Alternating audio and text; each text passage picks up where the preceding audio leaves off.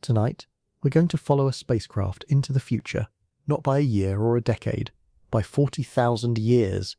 We're going to trace every stage of a journey that has already begun, that no human alive will ever see completed, and that will end at a star so far away that its light takes 4 years to reach us right now. Voyager 1 is already out there, already moving, already in interstellar space, beyond the edge of our solar system, traveling through the dark between the stars at roughly 38,000 miles per hour. It has been traveling for nearly 50 years. It will continue traveling for millions more. And tonight we're going to ask a question that sounds simple, but opens into something extraordinary. What will it look like when it gets there? Not what will its instruments read, not what data will it transmit. Because by the time Voyager 1 makes its closest approach to another star system, 40,000 years from now, every instrument will have been silent for 37,000 years. The electronics will be cold, the transmitters dead, the computers dormant. There will be nothing left to read or transmit. What we're asking is something more fundamental. What will the physical object itself look like? What will 40,000 years of interstellar travel do to metal, to foil, to circuitry, to a golden record? When Voyager 1 drifts past the star AC plus 793888 approximately 40,000 years from now, at a distance of about 1.6 light years, what kind of object will it be? Tonight we're going to answer that question completely. We'll start where Voyager is right now in interstellar space, still faintly operational. We'll walk through the physics of what space does to a machine over centuries and millennia. We'll examine what the interstellar environment actually contains, and how those contents affect metal, foil, glass and gold over vast timescales. We'll look closely at the star Voyager is heading toward, and we'll build, step by step, a picture of the machine as it will exist in 40,000 years, including the one component most likely to survive not just 40,000 years, but a billion. Before we begin, if these long journeys through time and space are the kind of thing that draws you in, consider subscribing or leaving a like. It takes only a moment. It helps this channel reach more people who want to think about things this large. Now, let's begin. Before we can understand what Voyager 1 will become, we need to understand precisely what it is at this moment, in 2026. Nearly 50 years after launch, Voyager 1 is currently more than 24 billion kilometers from the Sun. That number is difficult to hold in the mind. Let's try to give it some shape. So light, the fastest thing in the universe, travels at roughly 300,000 kilometers per second. At that speed, a signal takes about 8 minutes to travel from the Sun to Earth. It takes about 45 minutes to reach Jupiter. It takes about 22 hours to reach Voyager 1. 22 hours of travel at the speed of light. The spacecraft is that far away.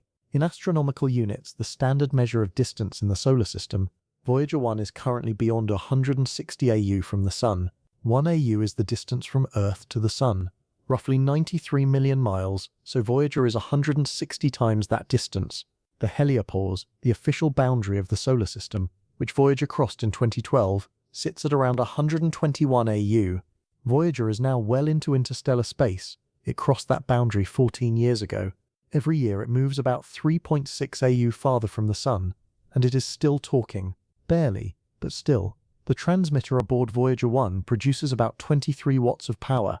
By the time that signal crosses 24 billion kilometers and arrives at one of NASA's Deep Space Network antennas, it has a power level of roughly 1 quintillionth of a watt. Engineers can still extract science data from that signal. The spacecraft is returning measurements of magnetic field strength, cosmic ray intensity, and plasma wave frequencies from interstellar space every day. But the clock is running out. The power source aboard Voyager 1 is a set of 3 radioisotope thermoelectric generators, RTGs. They contain plutonium-238, which decays naturally and steadily, releasing heat. Thermocouples convert that heat into electricity. At launch in 1977, the RTGs produced about 470 watts. Every year as the plutonium decays, the output drops by about 4 watts. By 2026, Voyager 1 has roughly 249 watts remaining. That number continues to drop. NASA has been managing this decline for years. Instruments have been powered down one by one. The cameras were turned off in 1990. Other systems have been deactivated in a careful sequence designed to preserve the most scientifically valuable instruments as long as possible. But the math is relentless. Sometime around 2030, possibly slightly earlier or later depending on how carefully the remaining power is managed, there will not be enough electricity to keep any instrument warm and functional. The transmitter will go cold. The computers will fail. The spacecraft will stop sending signals. At that point, humanity will lose contact with the farthest object it has ever placed in space, and Voyager 1 will begin the silent portion of its journey, a journey that will last for tens of millions of years. But before silence comes, what is the physical state of Voyager 1 right now? What does the spacecraft look like after nearly 50 years in space? The answer is remarkably intact. The structure of the spacecraft, the central bus, the dish antenna, the instrument booms, the RTG power units, is all physically present and in good condition. Space is a surprisingly gentle environment for metals and composites in terms of mechanical stress. There is no weather, no rain, no wind, no chemical oxidation because there is essentially no oxygen. The thermal environment in interstellar space is extreme. Temperatures down around -270 degrees Celsius, close to absolute zero, but the spacecraft's own power generation keeps the critical components warmer than the environment. The gold-colored thermal blankets that cover much of the spacecraft, made of a material called Kapton, have been exposed to several decades of mild radiation in the interstellar medium. They have experienced billions of very low-energy particles hitting their surface. They are somewhat darkened and somewhat more brittle than they were at launch, but they are still there, still covering the spacecraft's structure, still doing the job they were designed to do. The 12-foot high-gain antenna dish, made of an aluminum honeycomb structure, is intact, still pointing toward the sun, though the sun is now just a bright star in the sky, from Voyager's perspective, still transmitting its 23-watt signal toward home. The golden record attached to the outside of the spacecraft is intact, a 12-inch gold-plated copper disc carrying the sounds and images of Earth, protected on the side facing space by a gold-anodized aluminum cover, still there, still waiting. This is the Voyager 1 of 2026, still recognizable, still roughly the machine that left Earth in 1977, but the environment it's traveling through is about to spend a very long time doing things to it. The popular conception of interstellar space is that it's empty, a perfect vacuum, nothing between the stars. The reality is more interesting, and more consequential for what happens to any machine traveling through it. What is interstellar space contains gas, extremely thin gas, about 0.08 atoms per cubic centimeter in the region Voyager 1 is currently traveling through, the local interstellar medium. For comparison, Earth's atmosphere at sea level contains about 10 to the 19th power atoms per cubic centimeter. The interstellar medium is 10 to the 19th times less dense than the air you're breathing right now. By every practical standard, it's a vacuum, but it's not nothing. The omständiga arguing that thin gas is primarily hydrogen and helium, the same elements that dominate the universe as a whole. There are trace amounts of heavier elements, carbon, oxygen, nitrogen, mostly in the form of very small dust grains. The dust grains are tiny, most are smaller than a micron, smaller than a single wavelength of visible light. They are composed of silicate materials, carbon compounds and ices. These dust grains travel at various speeds through the interstellar medium. When Voyager encounters them at its velocity of 38,000 miles per hour, each dust grain impact is an erosive event, a tiny sandblasting. Over decades and centuries and millennia, the accumulated effect of billions of dust grain impacts will begin to physically erode the surfaces they strike. Then there are cosmic rays, high-energy particles, mostly protons, some heavier nuclei, that were accelerated to enormous energies by supernova explosions and other violent events and are now traveling through the galaxy. They penetrate deeply into materials, not just surface erosion, but volumetric damage. Each cosmic ray that passes through Voyager 1 creates a trail of ionization damage in the material it traverses. Individual polymers are broken, crystal lattices in metals are disrupted. Over very long timescales, this accumulated damage degrades material properties, and there is ultraviolet radiation, not from the sun, that light fades with distance, but from the general galactic radiation field, the diffuse background of ultraviolet light produced by all the stars in the Milky Way collectively. This radiation breaks chemical bonds in polymers, causes photodegradation in organic materials, and over long timescales contributes to the degradation of any organic or polymer-based component on the spacecraft. There is also the temperature. Interstellar space is not at absolute zero, but it's close. The cosmic microwave background radiation, the leftover heat from the Big Bang, gives the universe a baseline temperature of about 2.7 Kelvin, or negative 270 degrees Celsius. That's the temperature that any object in interstellar space, completely isolated from any heat source, will eventually reach. Once Voyager's RTGs lose their final watts of power, the spacecraft will gradually cool toward this temperature over a period of years or decades. At temperatures near absolute zero, materials behave differently. Metals become more brittle. Polymers lose remaining flexibility. The thermal contraction that occurs as something cools from room temperature to near absolute zero creates mechanical stress in joints and connections. Some joints may crack, some materials may fail at points where different materials with different thermal contraction rates meet. Now add one more element: vacuum itself. True vacuum, with no atmosphere to corrode metals, is actually quite good for most spacecraft materials. Aluminum forms a stable oxide layer in air that protects it. In vacuum, with no oxygen, that protection is unnecessary, but also doesn't cause problems. Most metals are stable in hard vacuum over geological timescales, assuming no other stresses. So the interstellar environment presents Voyager 1 with 4 primary agents of change over the coming millennia. Dust grain impacts causing surface erosion, cosmic ray bombardment causing deep material damage, galactic ultraviolet radiation degrading polymers, and the extreme cold causing thermal contraction and eventual embrittlement. The question is how much damage each of these agents causes over 40,000 years, and the answer depends on the material. Different components of Voyager 1 are made of very different things and will be affected very differently. Voyager 1's exterior is largely covered by multi-layer insulation, commonly called thermal blankets. These blankets are made of multiple layers of a polymer film called Kapton, interleaved with layers of aluminum. Kapton is a polyamide plastic chosen for its exceptional performance across a very wide temperature range. It's the gold-colored material that gives spacecraft their characteristic golden appearance. Kapton is tough, it is resistant to radiation, it is dimensionally stable across wide temperature ranges, it maintains its properties in vacuum. It was one of the best thermal insulation materials available when Voyager was designed, and it remains widely used today. But Kapton is still a polymer. It's an organic material, and organic materials have a fundamental vulnerability that metals do not. Cosmic ray bombardment breaks polymer chains. Ultraviolet radiation breaks polymer chains. Over a human lifetime, these effects are negligible. Over a century, they begin to accumulate. Over 1,000 years, they become significant. Over 40,000 years, they become transformative. The rate of polymer degradation in interstellar space is not easy to calculate precisely because we have limited experimental data from long-duration space exposure. The longest-running experiments have been on satellites and the International Space Station, which have exposed materials to the space environment for decades. The data from these experiments allow extrapolations, but extrapolating from decades to millennia involves significant uncertainties. What we can say with reasonable confidence is this: the cosmic ray flux in interstellar space is higher than in low Earth orbit. The UV radiation from the galactic field is present, though at lower intensity than solar UV in low Earth orbit. The absence of any thermal cycling, the warming and cooling cycles that damage materials in Earth orbit as a spacecraft moves between sunlight and shadow, is actually beneficial for Voyager. It will simply get cold and stay cold rather than oscillating. Over the first few thousand years, the Kapton is likely to remain largely intact, though increasingly brittle. The material will contract as it cools to near absolute zero. It will become more rigid.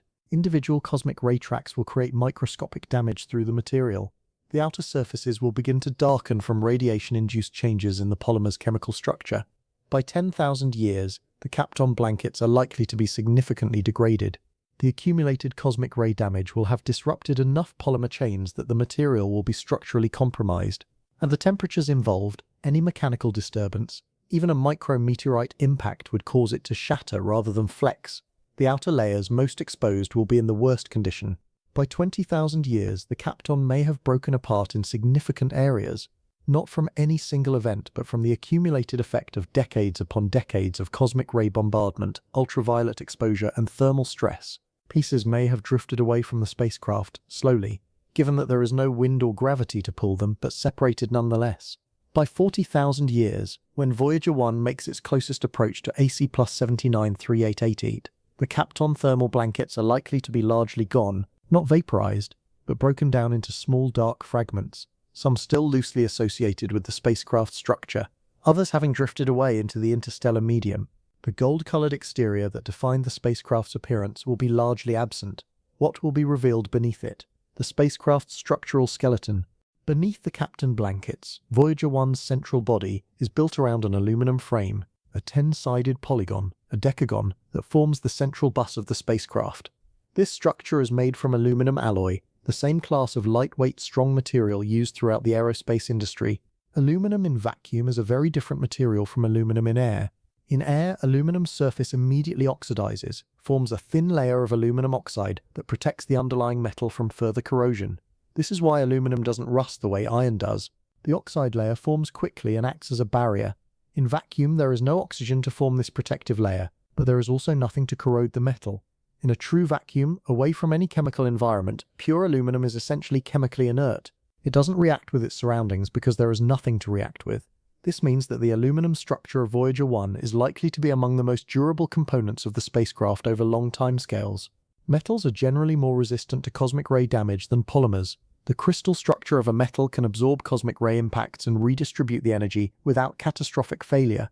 Individual crystal defects accumulate, a process called radiation hardening, which actually makes the metal more brittle over very long periods, but far more slowly than polymer degradation occurs.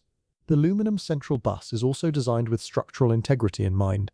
It's not a thin shell, it's an engineered structure with ribs, brackets, and load-bearing elements. Even significantly degraded, its fundamental geometry is likely to remain recognizable for very long timescales. Over 40,000 years, the primary effects on the aluminum structure are radiation hardening and dust grain impacts. Radiation hardening will make the metal increasingly brittle. Dust grain impacts will slowly erode exposed surfaces, but erosion at the rates present in the local interstellar medium, where the dust density is very low, produces only microns of surface removal over 40,000 years.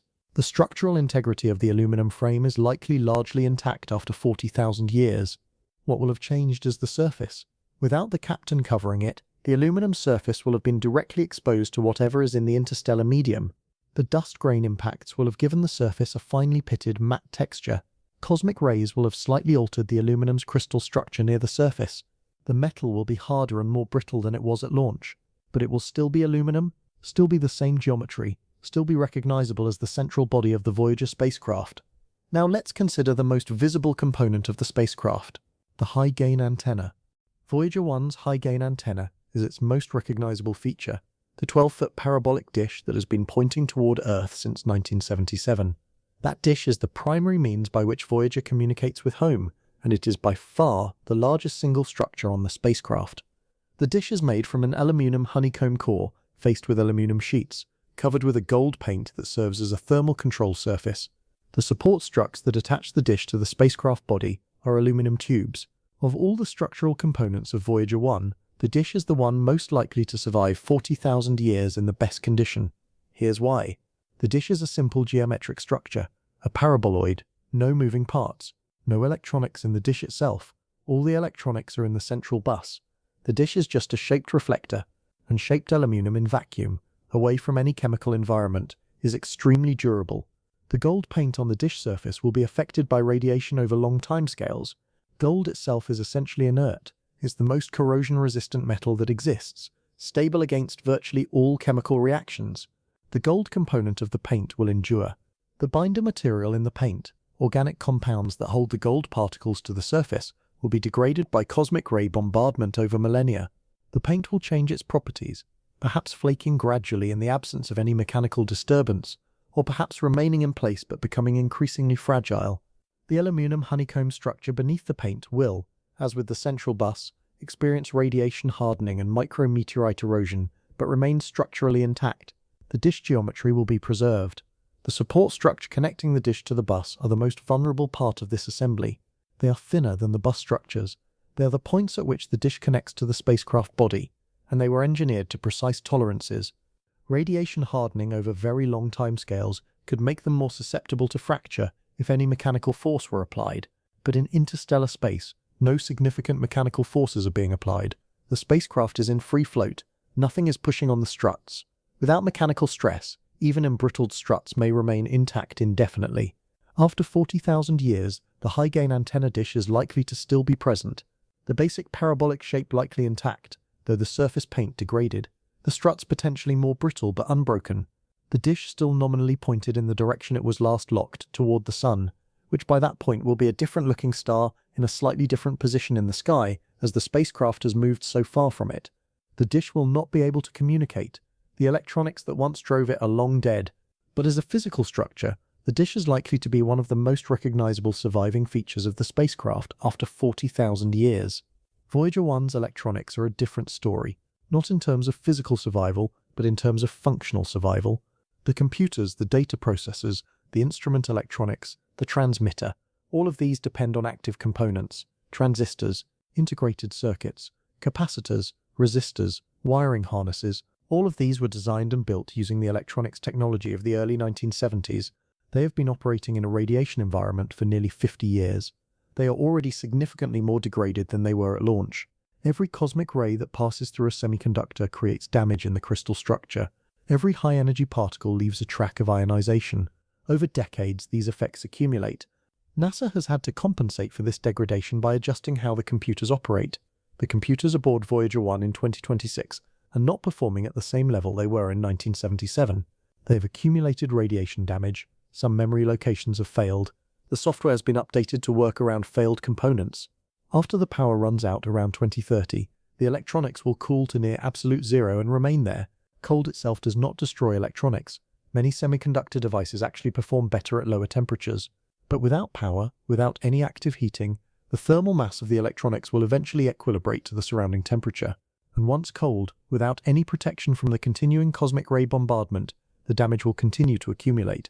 Over centuries, the accumulated cosmic ray damage to the semiconductor devices will render them completely non-functional, even if power were somehow restored. Transistor junctions will be disrupted. Memory cells will be corrupted beyond recovery.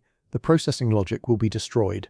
Over millennia, the physical structure of the electronics, the circuit boards, the wiring, the component bodies, will be affected by the same forces affecting everything else.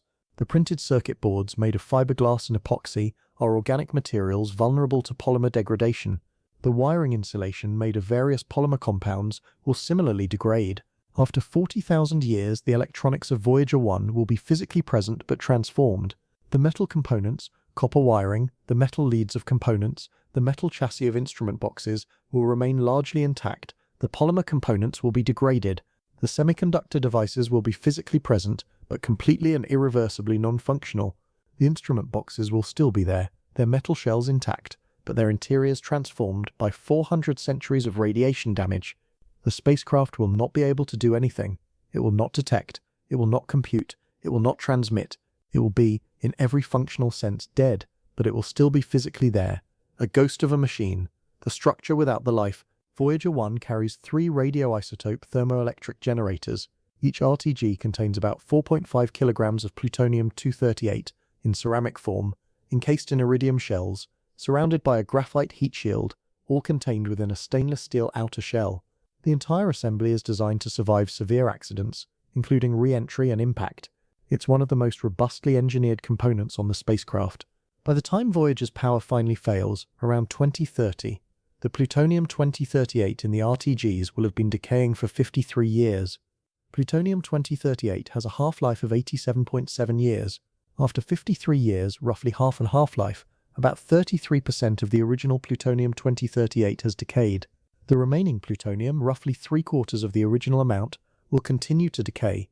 After 87.7 years from launch, half the original plutonium-238 will have decayed to uranium-234.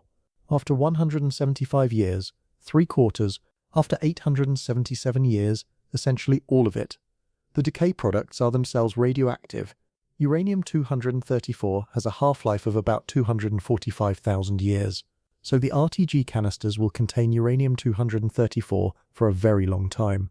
The daughter products of uranium-230 and a chain of other isotopes that eventually lead to stable lead-26. The physical structure of the RTGs, the iridium shells, the graphite heat shields, the stainless steel outer casings, is among the most durable on the spacecraft. Iridium is one of the densest and most corrosion-resistant elements known. Stainless steel is resistant to radiation hardening at the doses involved over 40,000 years. Graphite is resistant to most chemical attack. After 40,000 years, the RTG units will be physically intact, but their fuel long transformed. The plutonium-238 will be almost entirely decayed away. The canisters will contain a mix of uranium and thorium and their decay products. The heat output, which powered the spacecraft through its mission, will be essentially zero. The canisters will be cold, but they will be there. 3 dense, compact cylinders of metal attached to the spacecraft body on their support struts, silent and cool after millennia of having been warm. The RTG units are actually likely to be the densest, most mechanically robust components of the spacecraft. Their solid metal construction, designed to survive catastrophic mechanical events, makes them among the best candidates for long-term physical survival. Voyager 1 has two major boom structures. The magnetometer boom, about 43 feet long, carries the spacecraft's magnetic field sensors away from the magnetic influence of the main spacecraft body. The science instrument platform carries the cameras, spectrometers, and other pointed science instruments. Both are made of lightweight materials, fiberglass epoxy composites for the magnetometer boom, aluminum and titanium for the science platform structure. The magnetometer boom presents an interesting problem. 43 feet of fiberglass epoxy composite, extending from the spacecraft body into interstellar space. Fiberglass is a composite material, glass fibers embedded in an epoxy matrix. The glass fibers are essentially inorganic and highly resistant to chemical degradation. The epoxy matrix is organic and vulnerable to cosmic ray damage and ultraviolet radiation. Over tens of thousands of years, the epoxy matrix will be progressively degraded by cosmic ray bombardment. As the matrix degrades, the structural integrity of the composite decreases. The boom will become more brittle. Any mechanical disturbance could cause it to crack or fragment. But in the absence of mechanical disturbance and in interstellar space, there is very little. The boom may remain largely intact for much longer than one might expect. The glass fibers embedded in the epoxy will be physically present even as the epoxy itself degrades. The degraded boom may be structurally weaker, but still geometrically present. A fragile lattice of glass fibers in a partially degraded matrix extending into space.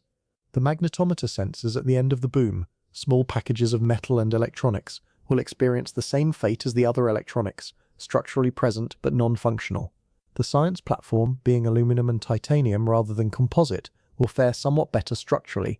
The cameras mounted on the platform have glass optics. Glass is extremely durable on long timescales, essentially indefinitely stable in the chemical sense. The physical glass lenses of Voyager's cameras may be among the most physically unchanged components of the spacecraft after 40,000 years. Dark, non-functional, but physically intact. And now we reach the part of Voyager 1 that matters most.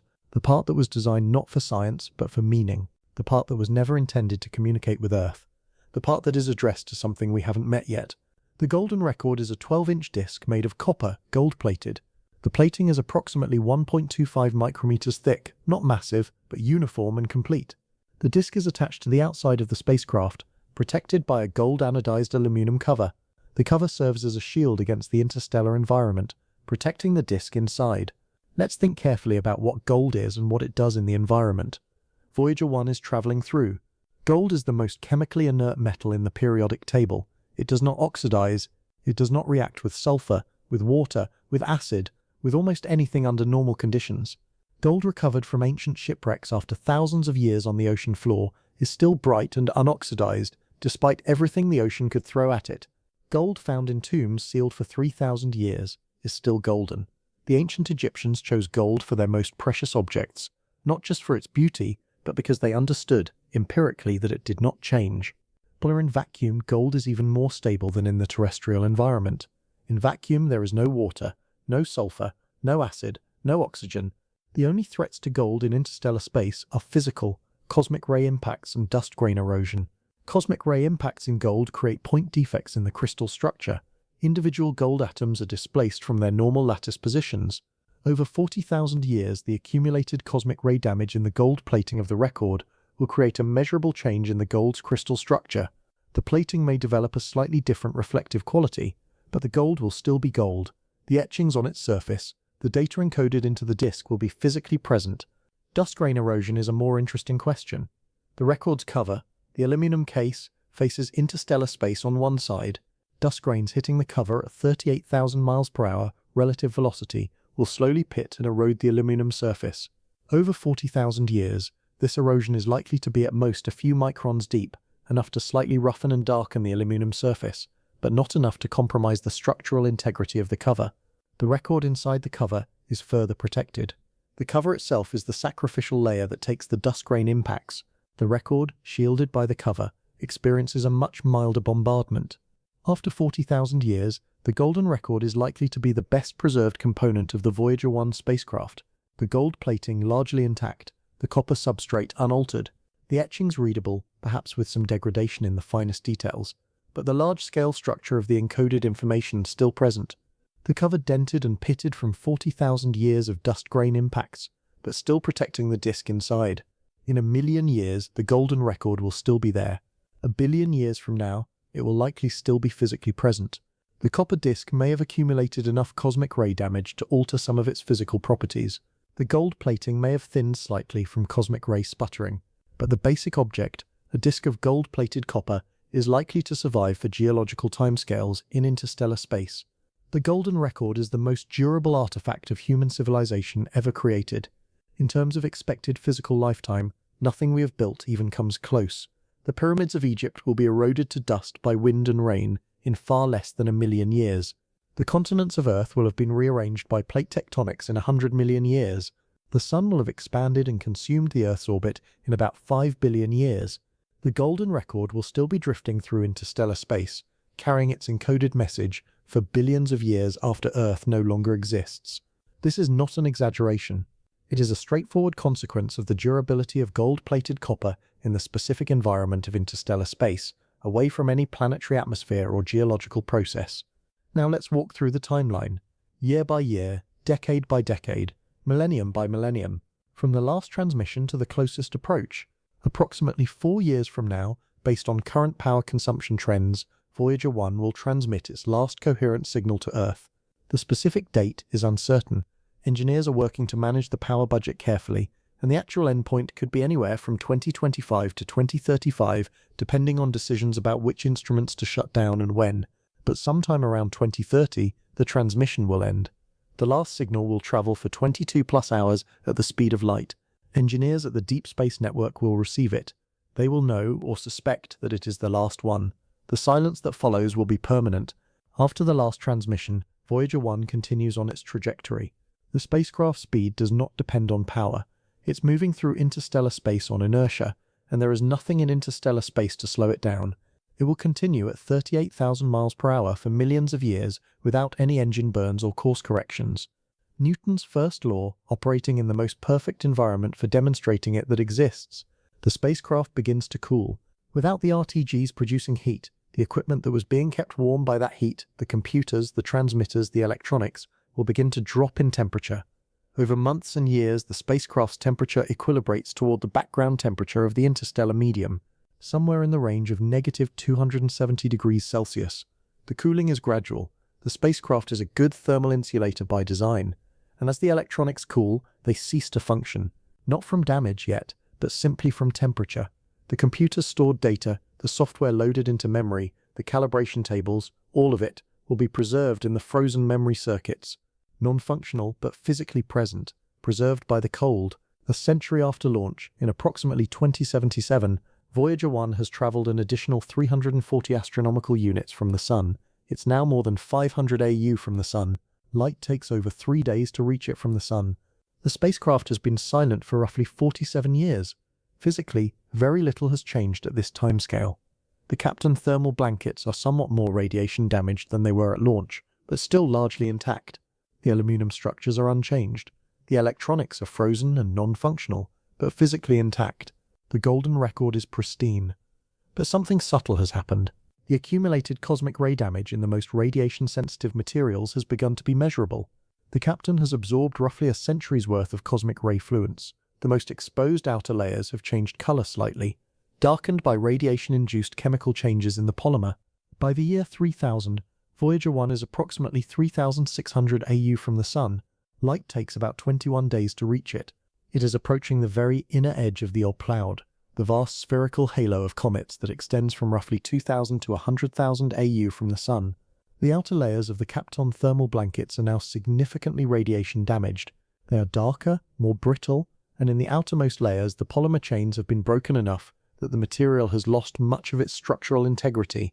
The first fragments of Kapton may have separated from the spacecraft, not torn off but simply fallen away as the material became too fragile to remain attached at connection points. The electronics have experienced 1,000 years of cosmic ray bombardment at roughly 100 times the rate they experienced in low Earth orbit. Because the heliosphere's shielding is gone, the accumulated damage to semiconductor devices is now severe. The circuit boards are compromised in multiple locations.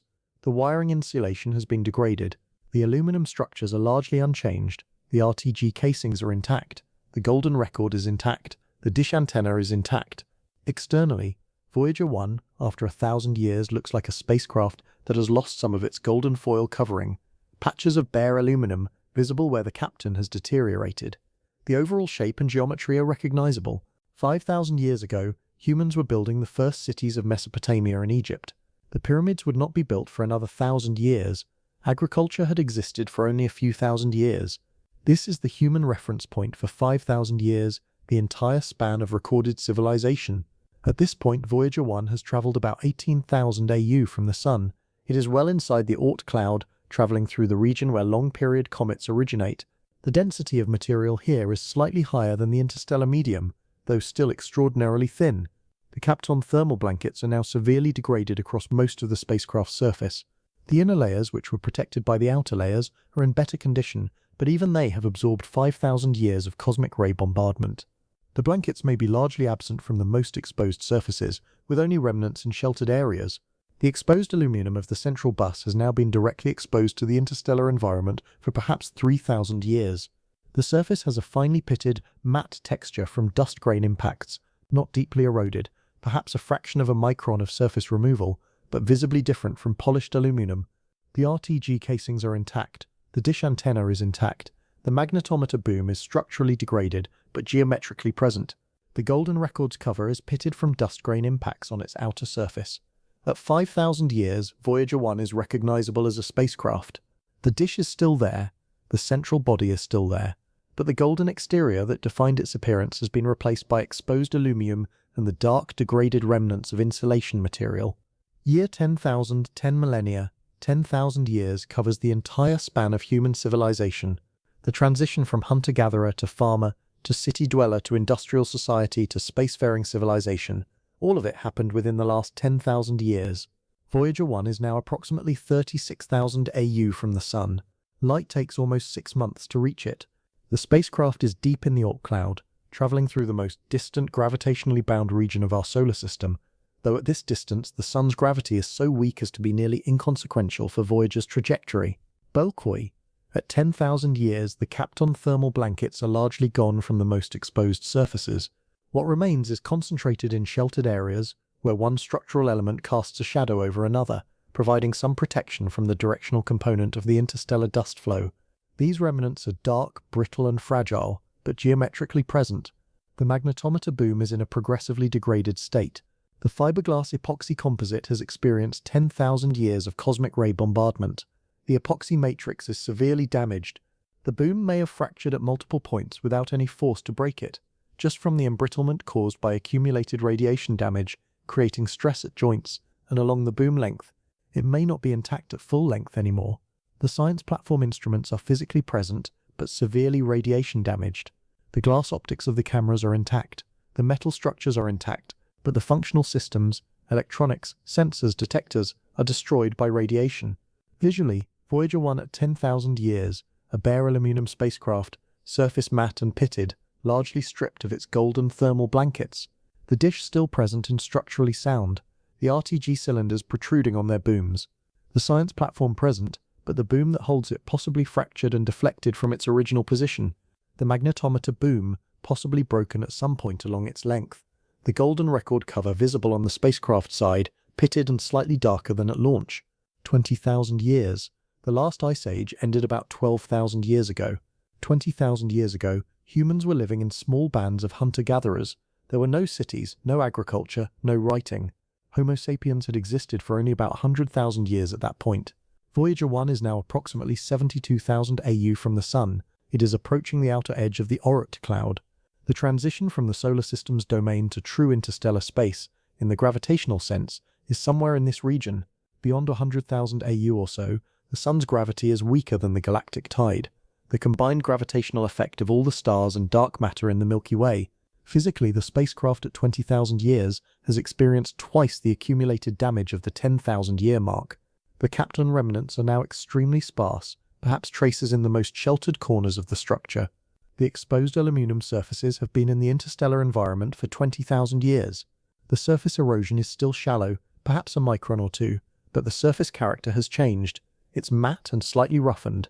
The aluminum is more radiation hardened than at launch. The RTG casings remain physically intact. The plutonium-238 is now essentially entirely decayed to uranium-234 and subsequent daughter products. The canisters are cold and have been for thousands of years. The golden record remains one of the most intact components. The cover has accumulated 20,000 years of dust grain impacts on its exposed face, the surface roughened, the original finish long gone, replaced by a pitted matte texture. But the record inside the cover is protected. The gold plating on the record disc has accumulated cosmic ray damage, but remains largely intact. The dish antenna is intact. The overall structure is recognizable. It looks like a very old stripped-down spacecraft, but a spacecraft. And now we arrive at the moment the script has been building toward. Approximately 40,000 years from now, Voyager 1 makes its closest approach to AC plus 79388, a red dwarf star in the constellation Camelopardalis. The approach distance is approximately 1.6 light-years. Let's be precise about what 1.6 light-years means. 1 light-year is roughly 9.46 trillion kilometers. 1.6 light-years is about 15 trillion kilometers, 101,000 astronomical units. That is not a close flyby in any meaningful sense. Voyager 1 will not enter the star system. It will not be captured by the star's gravity. It will not pass through any planetary system that may exist around the star. It will pass at a distance of 15 trillion kilometers and continue on its way without any significant change in trajectory. To give that distance some context, the nearest star to our own Sun, Proxima Centauri, is about 4.24 light-years away. Voyager's closest approach to AC plus 7938888 is 1.6 light-years, closer than Proxima Centauri is to us, but still a vast distance. From 1.6 light-years, AC plus 7938888 will appear as a moderately bright star in Voyager's sky, brighter than most stars, but still a star, a point of light, and Voyager 1 will pass through that closest approach point at 38,000 miles per hour and continue moving away from the star on the other side. The entire closest approach from say 2 light-years away on approach to 2 light-years away on recession takes roughly 1,000 years at Voyager's speed. The moment of geometric closest approach is just 1 instant within that 1,000-year window. So what does Voyager 1 actually look like at this moment? Let's build the image carefully, component by component, high-gain antenna dish. Still present, the aluminum honeycomb structure has survived 40,000 years in interstellar space. The surface finish is matte and pitted from dust grain erosion, but the parabolic shape is intact. The support struts, more brittle than at launch from radiation hardening, are unbroken because no mechanical force has been applied to them. The dish is darker than it was at launch. The original thermal control paint degraded. The gold component of the paint still present, but the binder material gone, leaving a complex, slightly irregular surface. But the dish is there, 12 feet across, still nominally pointed toward a direction that was once toward the Sun.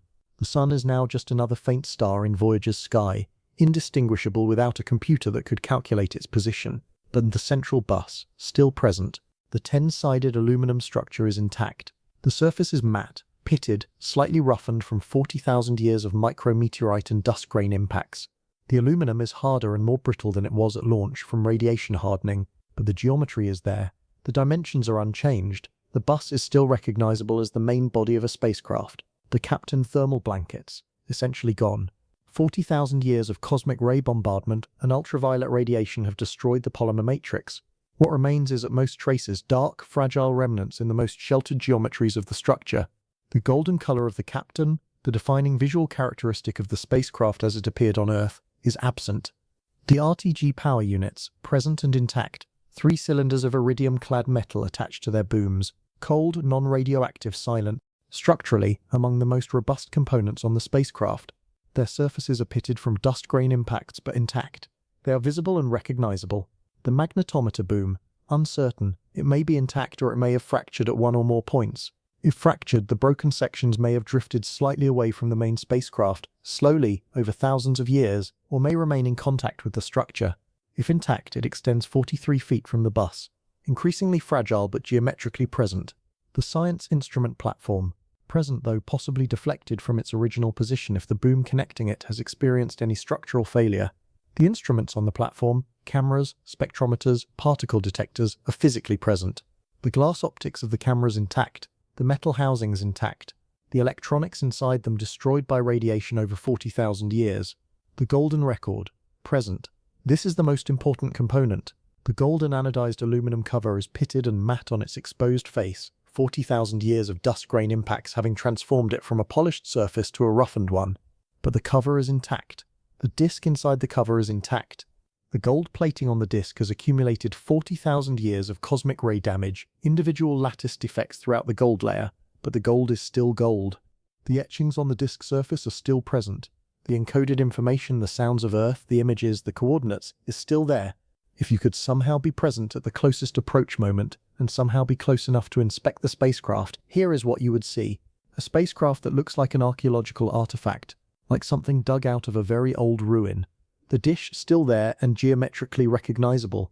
The main body present and identifiable, but stripped of its golden covering. The spacecraft has a dull, bare metal appearance. The surfaces are matte and pitted. The edges of components are slightly rounded from erosion. The overall visual impression is of something old and weathered, though without the specific weathering patterns produced by Earth's atmosphere. No rust, no peeling paint, no biological growth. Simply something that has been in space for a very long time. The golden record cover on the side of the spacecraft stands out. Even pitted and matte from dust grain impacts, it is still a distinct disk of material, still attached, still in place. Inside it, the most durable artifact of human civilization, largely intact, waiting. Let's look carefully at what Voyager 1 is heading toward. AC plus 793888 is designated in astronomical catalogues as a red dwarf star, also sometimes referenced in the context of this encounter as HIP 888A. It sits approximately 17.6 light-years from our solar system at present. By the time Voyager 1 makes its closest approach in 40,000 years, the star will have moved to within 1.6 light-years of Voyager's position. Stars move through the galaxy, and the relative motion of AC plus 793888 and our solar system means the two are currently approaching each other, with the closest approach happening on this 40,000-year timescale. Red dwarfs are the most common type of star in the Milky Way. Roughly 3/4 of all stars in our galaxy are red dwarfs. They are small, typically between 10 and 50% of the Sun's mass. They are cool, surface temperatures between about 2,500 and 4,000 Kelvin, compared to the Sun's 5,778 Kelvin. They are dim, producing between 0.01 and 10% of the Sun's luminosity, and they live extraordinarily long lives. A red dwarf with half the Sun's mass will burn for roughly 50 billion years.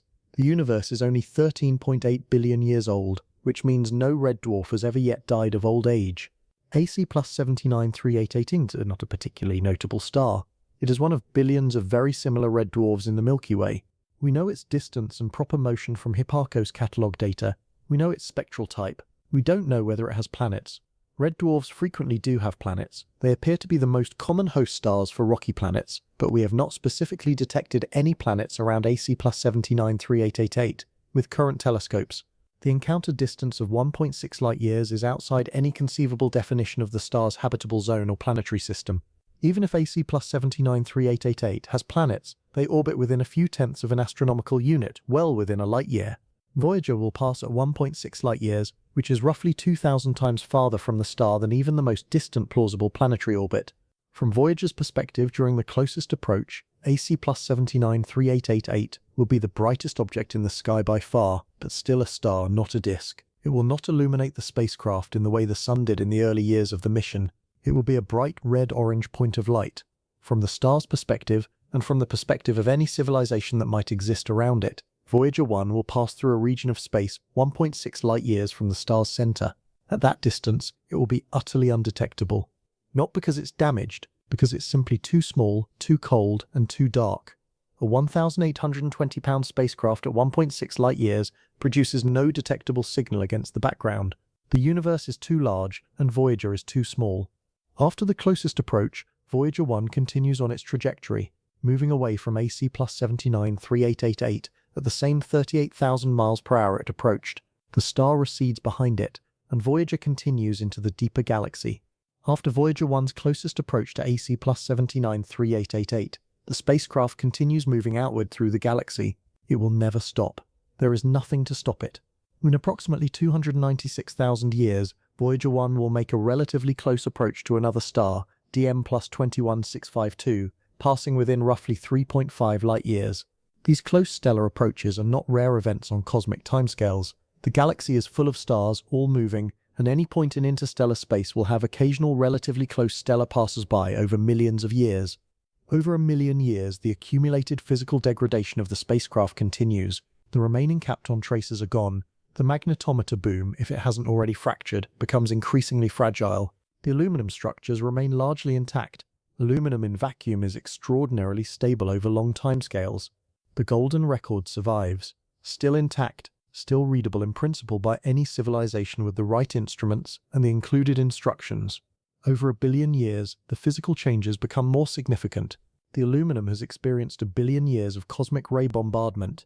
The radiation hardening is now extreme, making the aluminum very brittle, though still geometrically present. The surface erosion from dust grains at typical interstellar medium densities may have removed tens of microns from exposed surfaces. The copper substrate of the golden record has experienced 1 billion years of cosmic ray damage. Some of the encoded data in the most radiation-damaged regions may have been physically altered, but the gold plating remains. Gold in interstellar space, essentially inert chemically, protected from the most severe erosion by its enclosing cover, persists. The etchings on the gold surface, the diagrams showing how to use the record, the pulsar map showing where Earth is located in the galaxy, the mathematical and physical constants that form the Rosetta Stone for the encoded information are likely still present, at least partially, after 1 billion years. This is the persistence of the Voyager mission, not in data transmission, not in active science, but in the simple fact of its physical existence, the most durable object humanity has ever placed anywhere, carrying its message into a future so far from now that the Earth itself will not be recognizable. There is a question that has been implicit throughout everything we've discussed tonight. The golden record carries instructions for any civilization that finds it. The record itself is physically addressed to someone, but in 40,000 years or 1 million years, who, if anyone, could find it? The probability of any civilization finding Voyager 1 by accident in the vast empty space between the stars is extraordinarily small. Space is incomprehensibly large. The spacecraft is incomprehensibly small. The probability of a random encounter is negligible on any relevant timescale. But the question of whether someone could find it is different from whether someone will find it by accident. If a civilization with advanced astronomical capabilities exists anywhere in our galaxy, a civilization capable of detecting objects much smaller and more distant than we currently can, they might in principle detect Voyager 1. A cold, dark object moving at 38,000 miles per hour through the interstellar medium is theoretically distinguishable from a comet or asteroid by its velocity and trajectory. Its velocity is too high for an object gravitationally bound to any star system. Its trajectory, if tracked, would lead back to a specific point in space at a specific time. But this is speculative.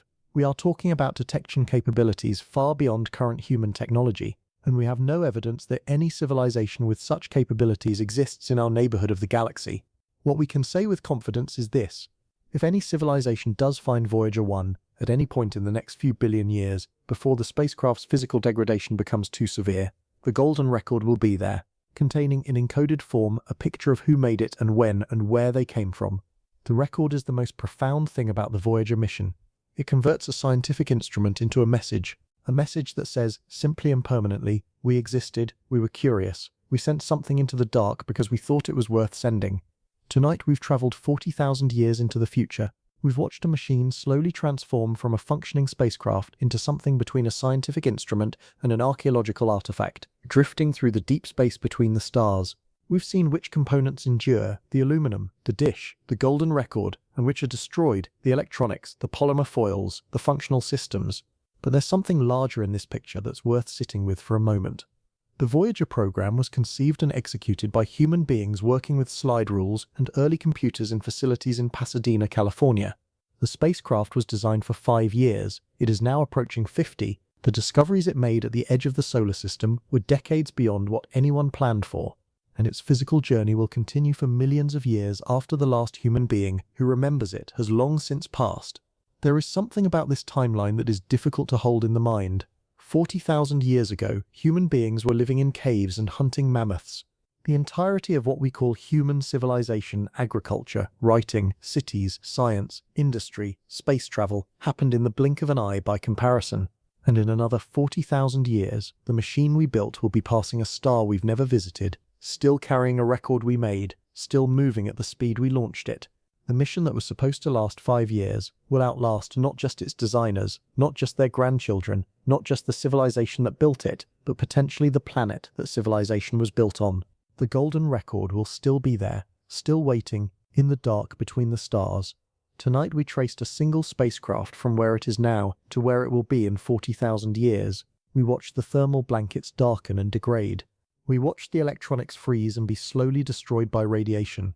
We watched the physical structure of the spacecraft strip down to its essential skeleton, the dish, the frame, the RTG cylinders, the golden record, and we found that at the end of 40,000 years, at the moment of closest approach to another star, Voyager 1 is still there, changed, weathered, stripped of its golden covering, its electronics long dead, but still there. A bare metal skeleton with a golden record attached to its side, still moving at 38,000 miles per hour, still carrying everything humanity thought worth sending into the unknown. The closest approach will happen, and no one will see it, not from Earth, not from any station we've built.